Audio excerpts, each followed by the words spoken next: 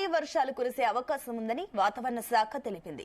బంగాళాఖాతంలో ఏర్పడిన అల్పపీడనం ప్రభావంతో 3 రోజుల పాటు వర్షాలు కురిసే అవకాశం ఉందని సూచించింది. తీరం వెంబడి 40 నుంచి 50 కిలోమీటర్ల వేగంతో ఈదురు గాలులు వీచే అవకాశం ఉందని హెచ్చరించింది. ఇప్పటికే తెలంగాణ, ఏపీలో పలు జిల్లాల్లో భారీ వర్షాలు పడుతున్నాయి. హైదరాబాద్ లో రాత్రి వర్షం దంచుకొట్టింది. ప్రధాన రహదారులు జలమయమయ్యాయి. జిల్లాల్లోనూ వర్షాలు పడుతున్నాయి. ఇప్పటికే నైరుతి రుతుపవనాలు కేరళను తాకాయి. దీంతో ఏపీలో 2 రోజుల పాటు భారీ వర్షాలు పడనున్నాయి. జూన్ 1న తెలంగాణలోని నైరుతి రుతుపవనాలు విస్తరించనున్నట్లు వాతావరణ శాఖ సూచించింది.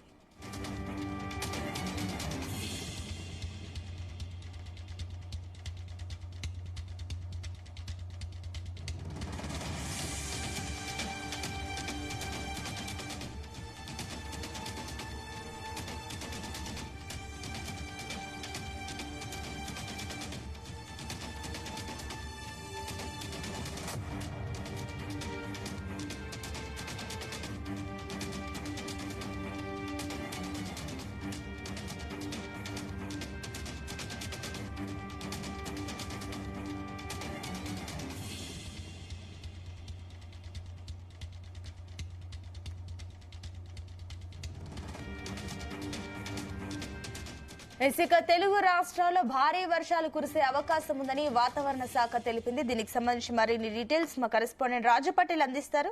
రాజు Patel. Good morning Sunitha.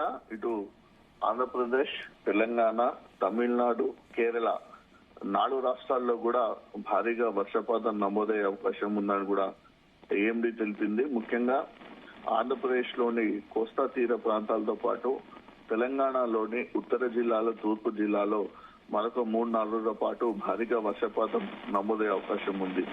So నైరుతి ఋతుపవనాలు క్రమక్రమంగా ప్రవేశిస్తున్నాయి. దీంతో వాతావరణంలో మనకు మార్పులు సంభవిస్తున్నాయి. భారీ వర్ష సూచన కనిపిస్తుంది.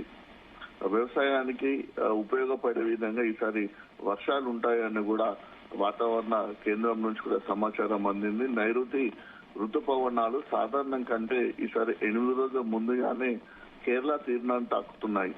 కేరళను తాకిన క్రమంలోనే అటు లక్షద్వీప్ తో పాటు కేరళ, కర్ణాటక, తమిళనాడు, మిజోరాం రాష్ట్రాల్లోని కొన్ని ప్రాంతాల వరకు కూడా ఈ నైరుతి ఋతుపవనాలు విస్తరించనున్నాయి. దీంతో అటు పశ్చిమ గాలులు, out going long way radiation తదితర పరిలోకి తీసుకుని నైరుతి ఋతు ప్రవేశంపై ఒక నిర్ధారణకు వచ్చారు. నైరుతి ఋతుపవనాలు ఈసారి సాధారణం కంటే ఎక్కువ శాతం వర్షపాతం నమోదయ్యే అవకాశం ఉంది. అంటే భారీగా ఈసారి వర్షాలు ఎక్కువగా కురుస్తాయని కూడా ఏఎండీ తెలుస్తుంది. ముఖ్యంగా తెలంగాణ, ఏపీ, తమిళనాడు, కేరళ రాష్ట్రాల్లో నైరుతి ఋతుపవనాల ప్రభావము ఈసారి చాలా ఎక్కువగా ఉండే అవకాశం ఉంది. ఇప్పటికే ఇటు మనకు తెలంగాణలో కూడా గత 4-5 రోజుల నుంచి కూడా వర్షపాతం ఎక్కువగా నమోదవుతుంది. ఏపీలో కూడా చాలా చోట్ల పడుతుంది. ఇక నిన్న తమిళనాడు రాష్ట్రంలో కుండపోతగా కూడా వర్షం పడింది. చాలా చోట్ల కూడా సిటీలతో పాటు మిగతా ప్రాంతాలన్నీ కూడా జలమయం అయిపోవడంతో జనజీవనం కూడా పూర్తిగా స్తంభించిపోయింది. తమిళనాడులోని దాదాపు 14 జిల్లాలకు ఆరెంజ్ అలర్ట్ జారీ చేశారు. 16 జిల్లాలకు ఎల్లో అలర్ట్ జారీ చేశారు. తమిళనాడు రాష్ట్రములో కురుస్తున్నటువంటి నిన్నటి వర్షంతో తమిళనాడులో కూడా అతలకుతలమైందని చెప్పొచ్చు. జనజీవనం పూర్తిగా స్తంభించిపోయింది. విద్యుత్ వ్యవస్థ చాలా వరకు స్తంభించిపోయింది. ప్రజలు చాలా వరకు కూడా నిరాశలయ్యారు. లోతట్టు ప్రాంతాలు మునిగిపోయాయి. చాలా కాలనీలు కూడా జలమయం అయిపోయాయి. సో ప్రభుత్వం కూడా హై అలర్ట్ ప్రకటించి సహాయక చర్యలు చేపడుతుంది. సో తమిళనాడు నుంచి కేరళలో కూడా ఇదే పరిస్థితి అని చెప్పవచ్చు. కేరళలోని పలు ప్రాంతాల్లో 2 రోజుల నుంచి భారీగా వర్షాలు కురుస్తున్నాయి. దీంతో కేరళ ప్రజలు కూడా చాలా ఇబ్బందులు పడుతున్నారు. అక్కడి ప్రభుత్వం కూడా హై అలర్ట్ జారీ చేసి వర్ష బారిన పడ్డటువంటి ప్రజలను ఆదుకోవాలని చెప్తున్నారు. వర్షాభావం సంబంధించినటువంటి సిచ్యువేషన్స్ ఎప్పటికప్పుడు కూడా అక్కడ కూడా పరిశీలిస్తున్నారు. సో మొత్తానికి మనకు ఇటు దక్షిణ భారతదేశానికి సంబంధించినటువంటి రాష్ట్రాలలో ఈసారి చాలా ఎక్కువగా వర్షపాతం నమోదవుతుందని చెప్పవచ్చు. ఎందుకంటే కేరళను కూడా ఈసారి ఋతుపవనాలు ముందే తాకాయి చెప్పవచ్చు. కేరళను తాకిన ఋతుపవనాలు తెలంగాణలోకి జూన్ 1న వచ్చే సూచనలు ఉన్నాయి. అంటే తెలంగాణలో కూడా ఋతుపవనాల ఆగమనం ఈసారి ముందే ఉంటుందని చెప్పవచ్చు. దీంతో మనకు ఈ రోజు, రేపు, ఎల్లుండి, ఆది, సోమ, మంగళవారాల్లో పలు జిల్లాల్లో భారీగా వర్షాలు కురిసే అవకాశం ఉందని కూడా వాతావరణ శాఖ సూచించింది. అటు ఆదిలాబాద్ జిల్లా, మంచిర్యాల, కొమరంభీం, ఆసిఫాబాద్ జిల్లా, నిజామాబాద్ జిల్లా, మెదక్ జిల్లా, కామారెడ్డి జిల్లా, సంగారెడ్డి, అలానే సిద్దిపేట జిల్లా, మహబూబ్ నగర్, నాగర్ కర్నూలు జిల్లా, ఖమ్మం, మహబాద్, వరంగల్ జిల్లా, భూపాల్పల్లి జిల్లా, ములుగు, భూపాల్పల్లి జిల్లా, అలానే మిగతా జిల్లాలలో కూడా చాలా చోట్ల ఎక్కువగా వర్షాలు కురిసే అవకాశం ఉంది. ఎందుకంటే అరేబియా సముద్ర తీర ప్రాంతంలో వాయుగుండం ఏర్పడింది. ఇది ద్రోణిగా మారింది. ఈ ద్రోణి మహారాష్ట్ర, ఉత్తర తెలంగాణ మీదుగా ఛత్తీస్గఢ్ రాష్ట్రం వరకు కూడా కొనసాగుతుంది. దీంతో ఈ ఏరియా అంతా కూడా విపరీతమైనటువంటి భారీ వర్షాలు పడేటువంటి అవకాశం కనిపిస్తుంది. మరోవైపు ఈ నెల 27న ఉత్తర బంగాళాఖాతంలోకి అల్పపీడనం కూడా ఏర్పడింది. దీంతో అల్పపీడన ద్రోణి కూడా తీరం వెంబడి కొనసాగుతుంది. దీంతో భారీగా మనకు వర్షపాతం నమోదవుతుంది. ఎందుకంటే రాష్ట్రంలో కూడా వర్షపాతం ఎక్కువగా నమోదయ్యే అవకాశం ఉంది. సో నిన్న హైదరాబాద్ సిటీలో కూడా భారీగా వర్షం పడింది. రంగారెడ్డి జిల్లా మొయినాబాద్ మండలంలో 3.3 సెంటీమీటర్ల వర్షపాతం నమోదైంది. చాలా చోట్ల కూడా సిటీలో నిన్న చాలా చోట్ల కూడా వర్షం పడింది. దీంతో సిటీ నగర వాసులు కూడా చాలా ఇబ్బంది పడ్డటువంటి పరిస్థితి ఎదుర్కొన్నారు. దీంతో అటు జిల్లాలో చాలా చోట్ల కూడా అటు నిర్మల్, ఆదిలాబాద్ తో పాటు చాలా జిల్లాల్లో కూడా కురిసినటువంటి వర్షానికి కూడా వరిధాన్యం పూర్తిగా తడిసిపోయింది. తడిసిన ధాన్యాన్ని కొనుగోలు చేయాలని కూడా రైతులు ఆందోళన చేశారు. నిన్న రాత్రి హైదరాబాద్ సిటీలో కూడా వర్షం దంచుకొట్టిందని చెప్పవచ్చు. దాదాపు గంట వ్యవధిలోనే వితిన్ 1 hour లోనే కూకట్పల్లి, బోరబండ, మాదాపూర్ తదితర ఏరియాలో ఈ డివిజన్లలో 2 సెంటీమీటర్ల పైగా వర్షపాతం నిన్న కురిసింది. కూకట్పల్లి, కేపీహెచ్పి రహదారులపై వరద పోటెచ్చింది. వరద ఒకేసారి రోడ్డుపైకి రావడంతో దాదాపు ట్రాఫిక్ తీవ్రమైనటువంటి అంతరాయం ఏర్పడి గంట నుంచి 2 గంటల పాటు వెహికల్స్ ఎటు మూవ్ లేని సిచ్యువేషన్ నిన్న కనిపించింది.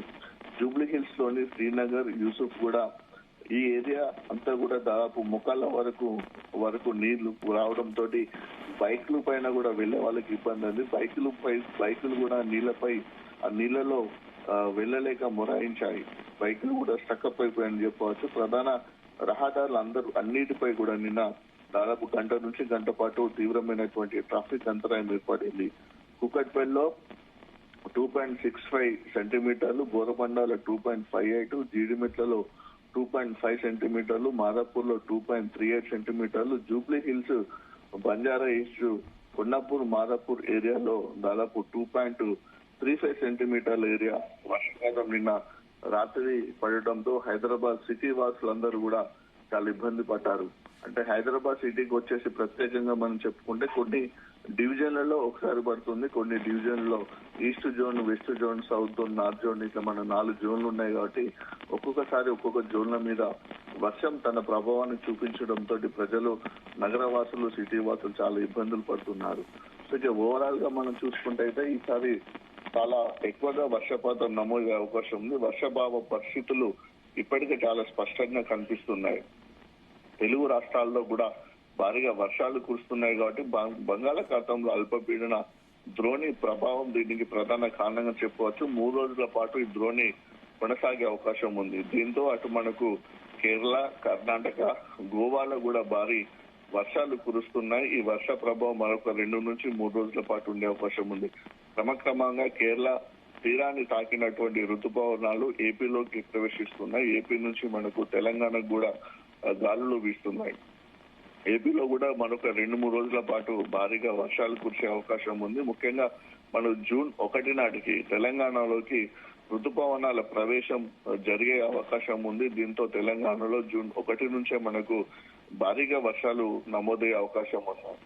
దీంతో అధికారులు ఇప్పటికే హై అలర్ట్ కూడా జారీ చేసే అవకాశం ఉంది. ఎందుకంటే గతంలో లేని విధంగా ఈసారి భారీగా వర్షపాతం నమోదయ్యే అవకాశం ఉంది. కాబట్టి దానికి సంబంధించినటువంటి ముందస్తు చర్యలు కూడా తీసుకోవాలని కూడా రాష్ట్ర స్థాయి అధికారులు జిల్లా స్థాయి అధికార యంత్రాంగానికి కూడా ఆదేశాలు జారీ చేశారు. ఇందుకోసం ముఖ్యంగా వర్షాలు ముందుగానే వస్తున్నాయి కాబట్టి ఈసారి వానాకాలం సీజన్ సంబంధించినటువంటి వ్యవసాయ సంబంధించినటువంటి పన్నుల ప్రక్రియను కూడా రైతులు కూడా వేగవంతం చేసేందుకు ముందస్తుగా పన్నులు చేసేందుకు కూడా అటు కూడా సిద్ధమవుతున్నారు. విత్తనాలను కొనుగోలు చేసి పెట్టుకుంటున్నారు. పంట పొలాలను భూములను కూడా చదును చేసుకున్నటువంటి పరిస్థితి కనిపిస్తుంది. మొత్తానికి నైరుతి రుతుపవనాల ఆగమనం ఒకవైపు, బంగాళాఖాతంలో ఏర్పడినటువంటి ద్రోణి కదలిక వలన ఈసారి ముందస్తుగానే భారీగా వర్షాలు పడే అవకాశం ఉంది సునీత. రైట్ రాజు పటేల్.